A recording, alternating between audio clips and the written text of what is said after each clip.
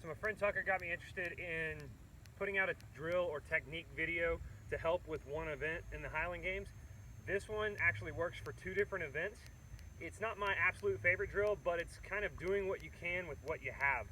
So this drill is going to be an overhead med ball toss, and it's great for the caber pull and your finish with the caber. When I think about finishing with my caber, I think about throwing my hands over my head with a big hip extension. So that's what I want to do in the caber. Now, it's obviously going to be a little bit more technical than that. There's timing involved. There's differences in how you're holding your hands on the caber, where you're carrying it, etc., etc. Like I said, maybe a great off-season drill, something to do what you can with what you have if you don't have access to a caber and you're like, well, I want to practice that event. Kind of a dynamic movement for that.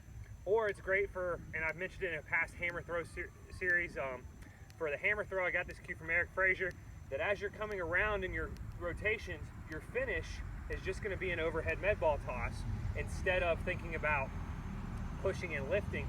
It's something that's a little bit more basic and beginner, and the reason it's thinking that is because the hammer's already going to be traveling across your body since you have it in an orbit, and if you just think in your finish of lifting and throwing overhead, if that carries that orbit, it's going to carry over your left shoulder if you're coming through a med ball toss here as that orbit is carrying to your, for me, to my left.